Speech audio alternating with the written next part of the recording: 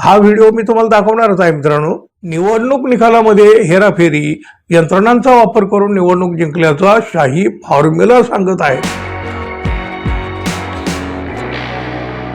मित्र हो, भारतीय जनता पक्षाकडून मतांची चोरी केली जाते आणि या चोरीवरच ते सत्तेत येतात असे आरोप राजकीय विरोधक तर सातत्याने करीत आहेत।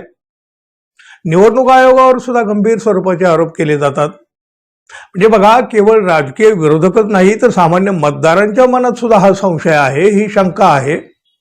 आरोपामागून आरोप होत गेले असले तरी सुद्धा निवडणूक आयोगाकडून मात्र लोकांना पटेल असं काहीही सांगितलं जात नाही। महाराष्ट्रासह बिहार, हरियाणाच्या विधानसभा निवडणुकीबरोबरच लोकसभेच्या निवडणुकीत सुद्धा भाजपनं मताची चोरी केली आणि सत्ता मिळवली असा आरोप तर राहुल गांधी यांनी पुन्हा पुन्हा केलेला आहे। पण ते एकटे नाही आहेत हे अशा पद्धतीचे आरोप करणारे। सगळ्याच विरोधी पक्षाचं हेच म्हणणं आहे की भाजप मत चोरी करतो आणि मत चोरीच्या बळावर तो सत्तेत येतो।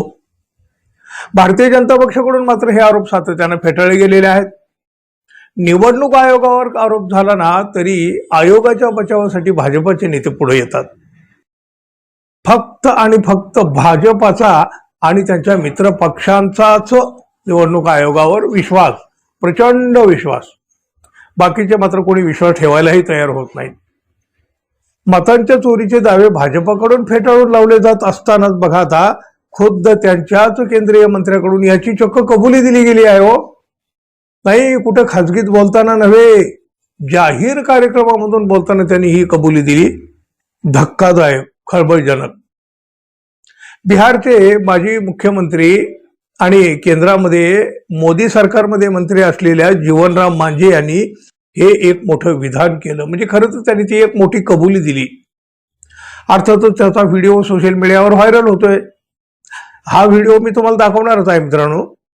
बघा, 2020च्या निवडणुकीमध्ये 2600 मतांनी पराभूत होत असलेल्या उमेदवाराला आपण जिल्हाधिकाऱ्यांना सांगून विजयी केल्याचा दावा या मांझी यांनी केलेला आहे। कॅबिनेट मंत्री आहेत मोदी सरकारमधले। यावेळी तेच उमेदवार 1600 मतांनी पराभूत झाले, पण त्यांनी मला सांगितलंच नाही असं सुद्धा या मांझी यांनी म्हटलंय। केंद्रीय मंत्री मांझी यांनी संबंधित जिल्हाधिकाऱ्याचं नाव सुद्धा जाहीरपणे सांगितलं।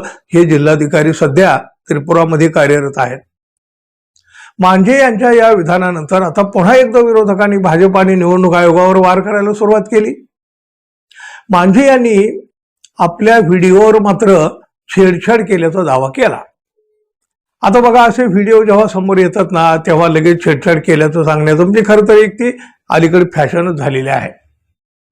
छेडछाड केली आहे असं जर त्यांचं म्हणणं असेल तर मग त्यांनी त्यांच्या म्हणण्याप्रमाणे जो खरा व्हिडिओ आहे तो तरी समोर आणायला हवा ना हो।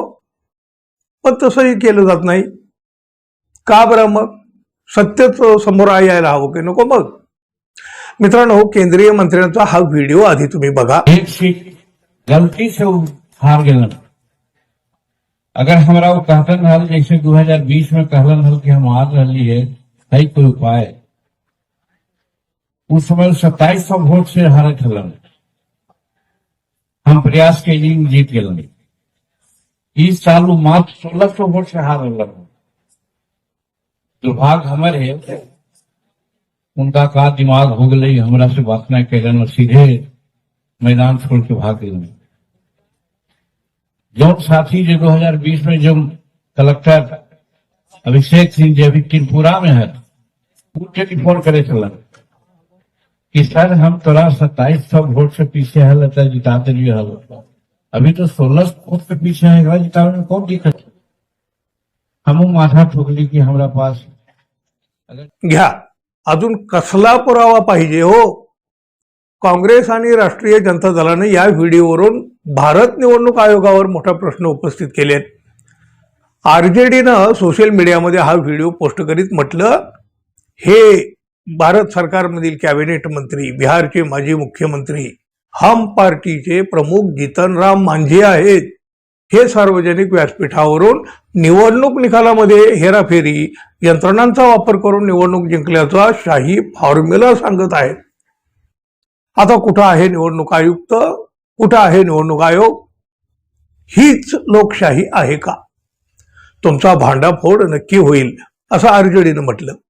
काँग्रेसनं सुद्धा मांझे यांचा व्हिडिओ पोस्ट करीत मतचोरीचा हा मोठा पुरावा असल्याचं म्हटलंय. मोदींच्या मंत्र्यांच्या या विधानावरून स्पष्ट होतं नरेंद्र मोदी, भाजपा आणि त्यांचे मित्रपक्ष मतचोरी करून निवडणूक जिंकत आहेत. निवडणूक आयोगासोबत सेटिंग करून लोकशाहीची हत्या करीत आहेत असा आरोप काँग्रेसने केला. मित्रांनो, हे खरंच किती धक्कादायक, किती खळबळजनक. हा व्हिडिओ पाहून तुम्ही काय म्हणाल मित्रांनो, जरूर सांगा. धन्यवाद. पुन्हा भेटू. नमस्कार.